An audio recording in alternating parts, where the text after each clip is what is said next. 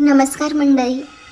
तर आजचा विषय खरंच खूप म्हणजे सेन्सिटिव्ह आहे, संवेदनशील आहे. आणि आपण म्हणतो ना, म्हणजे सकाळी सकाळी जर आपण न्यूज चॅनल लावलं किंवा सोशल मीडियाचं एखादं ॲप ओपन केलं किंवा न्यूजपेपर आणला, तर अशा प्रत्येक दिवशी काही ना काहीतरी गोष्टी ह्या घडतच आहेत आपल्या समाजामध्ये. एखाद्या स्त्रीबद्दल, मुलीबद्दल, लहान बाळांबद्दल. तर या सगळ्या गोष्टी बघून मन इतकं सुन्न होतं ना, खरंच म्हणजे एक स्त्री म्हणून, एक मुलगी म्हणून आपण सुद्धा विचार करायला लागतो की आज ही घटना ह्या मुलीसोबत, या स्त्रीसोबत घडली आहे. त्या जागी उद्या मी सुद्धा असू शकते, माझी बहीण किंवा माझी मैत्रीण, कोणीही असू शकतं, हो की नाही? म्हणजे हे जे सगळं होत आहे ना आता समाजामध्ये, हे काही आत्तापासूनच होत आहे असं नाही आहे मैत्रिणींनो.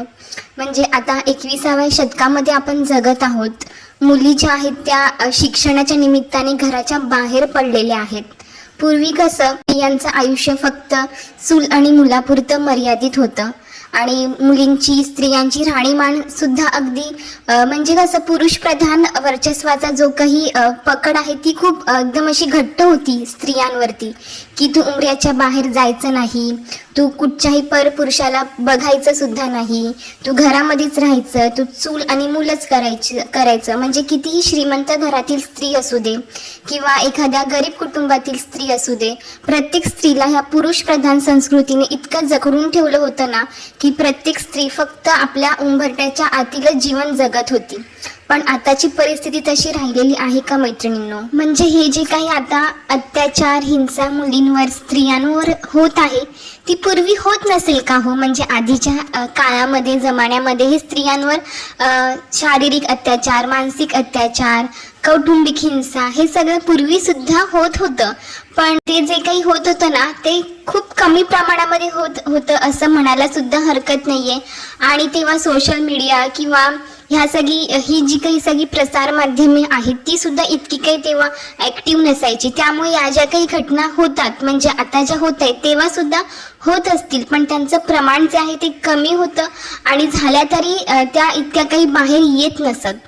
पण आता तसं नाहीये. मुली ज्या आहेत त्या, म्हणजे आपण म्हणतो ना की माझी मुलगी ही मुलाप्रमाणे आहे. अरे का मुलाप्रमाणे? तुम्ही तुमच्या मुलीला अगदी मुलीसारखं स्ट्रॉंग बनवा. मुलीची आणि मुलाची तुलना तर अजिबात होऊ शकत नाही. मुलीला मुलीसारखं वाढवा आणि मुलाला मुलासारखं वाढवा. म्हणजे बघा, आता मी तुम्हाला एक एक्झाम्पल देते. आपण बोलतात ना जेंडर इक्वॅलिटी ज्याला आपण म्हणतो किंवा जेंडर डिस्क्रिमिनेशन ज्याला आपण म्हणतो, ते आपण आपल्या घरापासूनच सुरुवात करतो. की मुलगी जन्माला आली तर तिला पिंक कलरच हा एक विचारच सगळ्यांच्या डोक्यामध्ये असतो की मुलगी म्हणजे अतिशय नाजूक, सौज्वल आणि तिला फक्त गुलाबी कलरचाच रंग दिला पाहिजे. आणि मुलगा म्हणजे त्याला म्हणजे असा भडक निळा कलर, ब्लू कलर. तर ही जी सुरुवात आहे ना आपल्या घरापासूनच होते मैत्रिणींनो. त्यामुळे मुलगा असू दे, मुलगी असू दे, दोघांनाही समान वागणूक जी आहे ना ती जर आपण आपल्या घरापासून दिली ना, तर हळूहळू ह्या ज्या गोष्टी होत आहेत ना त्याला आपण आळा घालू शकतो.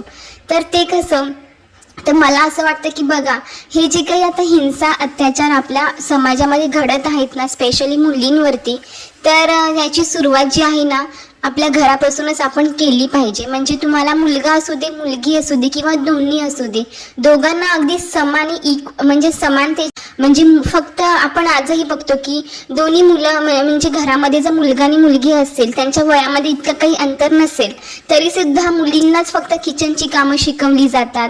मुलींनाच घरातली इतर जे काही घरातली झाडलोट असेल, भांडी असेल, लादी असेल, ती सगळी कामं फक्त मुलींना शिकवली जातात.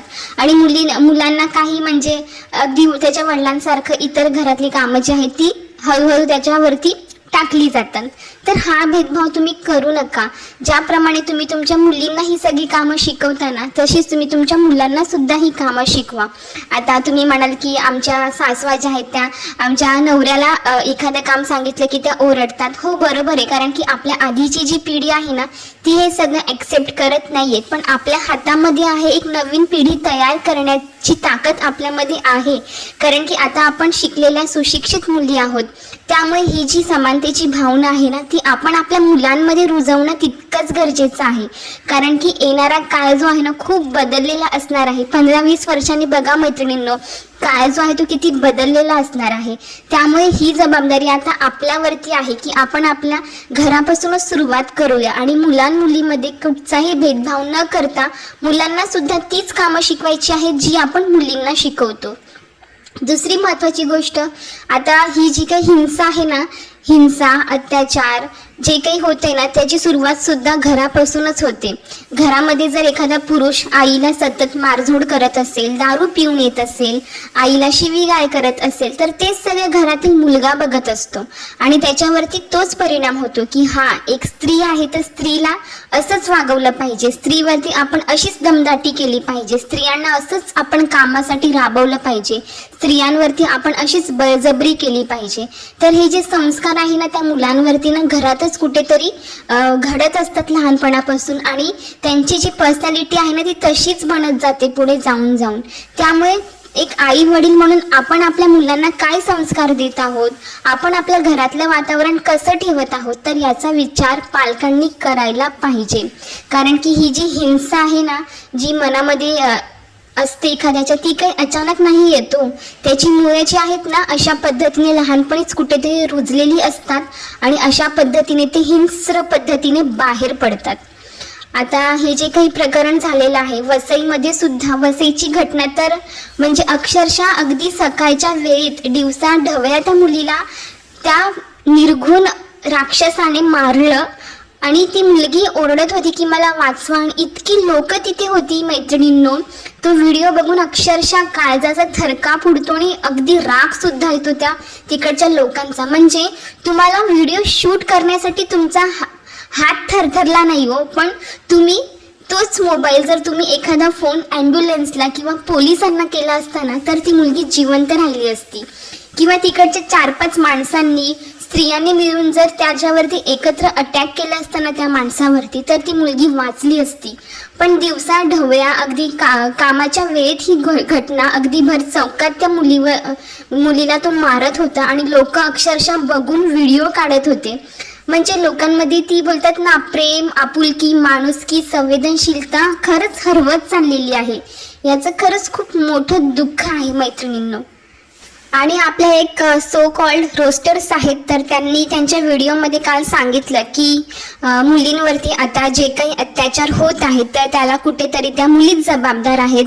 आणि आता यशस्वी सोबत जो काही अगदी घृणास्पद प्रकार घडला, अगदी अमानवीय आणि बोलतात ना राक्षसी प्रकारचा जो प्रकार तिच्यासोबत घडला ना, त्याला सुद्धा तीच जबाबदार होती असं त्यांचं म्हणणं होतं.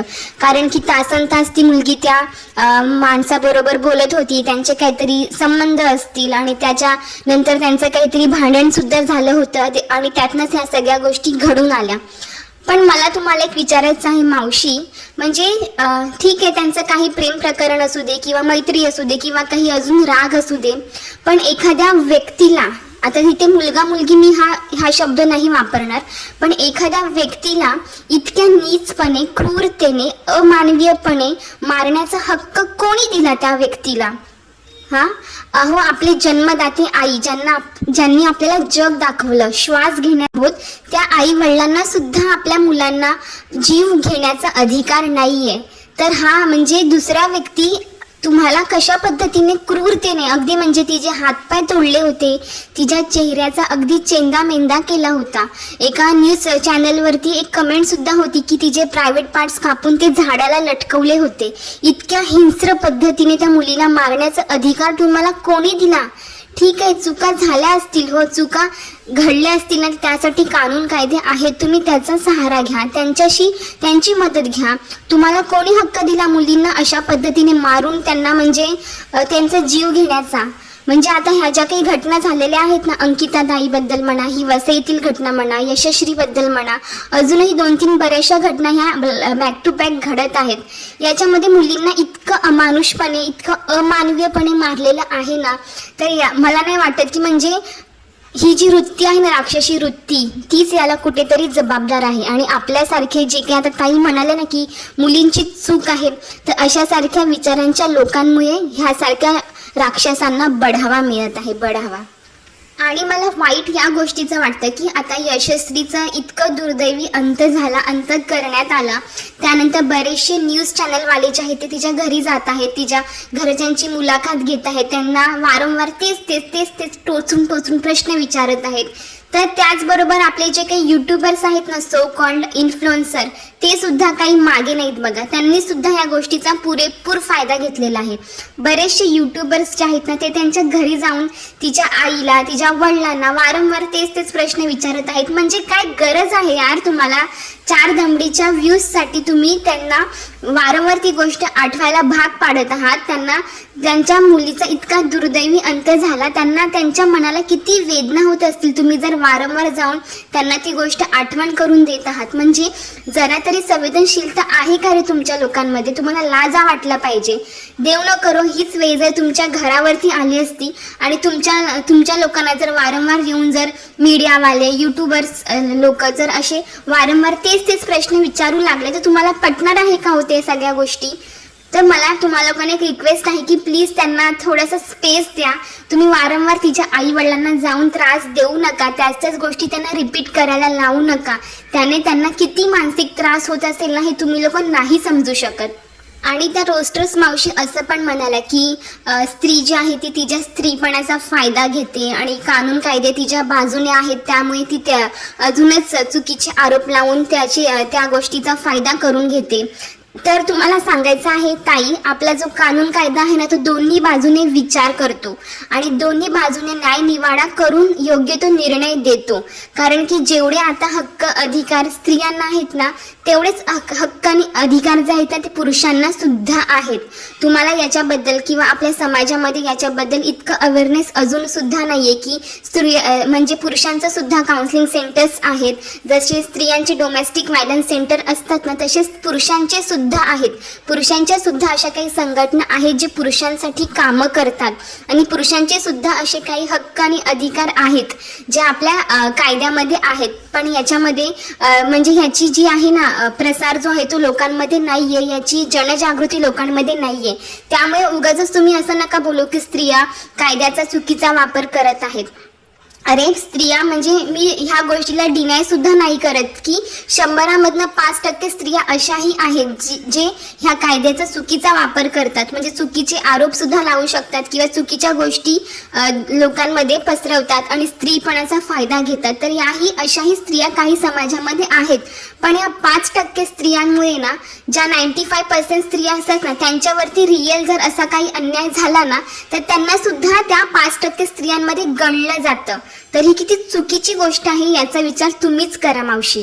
आणि मावशी, तुम्ही कधी ऐकले का हो की एखाद्या स्त्रीने एखाद्या पुरुषावरती बलात्कार केला किंवा एखाद्या पुरुषाचे हातपाय तोडले, त्याच्या चेहऱ्याचा चेंदामेंदा केला, त्याचे प्रायव्हेट पार्ट्स अशा पद्धतीने विचित्र पद्धतीने कापले वगैरे? ऐकलंय का? नाही ना. म्हणजे झालाच प्रकार जो आहे ना, तो पुरुषांसोबत झाला असेल ना, तरी हजारामधनं एखादी महिला अशी करू शकते, कारण की तिच्यावरती तशी ती वेळ आणली असेल त्या पुरुषाने. पण त्याच्या उलट आपण आता समाजामध्ये बघत आहोत की हे जे काही प्रकार घडत आहेत ना, म्हणजे कुठचाही धर्म जात कोणालाच अशा पद्धतीची शिकवण तर अजिबात देत नाही. पण कोणीच आपल्या मुलांना सुद्धा अशा पद्धतीचे चुकीचे संस्कार देत नाही. पण ही जी जडणघडण आहे, हे जे संस्कार आहेत, ही जी हिंस्त्रता आहे ना, ती लहानपणापासूनच कुठेतरी त्याच्या मनामध्ये बिंबवलेली जाते किंवा ती त्या व्यक्तीने अनुभवलेली असते आणि त्यानंतर अशा पद्धतीने त्याचं रूपांतर होतं. त्यामुळे तुम्ही प्लीज सगळ्या स्त्रियांना एकाच तराजूमध्ये नका तोलू. सगळ्या स्त्रिया ज्या आहेत त्या ह्या सगळ्या घटनेला स्वतः जबाबदार असतात अशातला भाग नसतो मावशी. त्यामुळे तुम्ही फक्त एका बाजूने जजमेंटल होऊन बोलत जाऊ नका. तर मैत्रिणींनो, म्हणजे खरंच ह्या ज्या सगळ्या काही घटना आता घडत आहे ना, याला कुठेतरी आपण सुद्धा जबाबदार आहोत हे विसरू नका. कारण की आपल्या समोर जर एखाद्या मुलीवरती, स्त्रीवरती अन्याय होत आहे किंवा एखाद्या पुरुषावरती सुद्धा अन्याय होत आहे ना, तर आपण एकत्र येऊन त्याला आवाज उठवू शकतो. जर आपण आवाज नाही उठवू शकत ना, तर आपण निदान पोलिसांना किंवा अशा काही ऑर्गनायझेशन्स असतात त्यांना कॉल करून किंवा अशा बऱ्याचशा हेल्पलाईन सुद्धा आहेत, तर त्यांना सुद्धा आपण फोन करून बोलवू शकतो. ना की आपण मोबाईलचा कॅमेरा ऑन करून व्हिडिओ शूट करून अगदी आपल्यातली माणुसकी किती माणुसकीला काळीमा फासण्यासारखी गोष्ट आपण अजिबातच करू नाही शकत.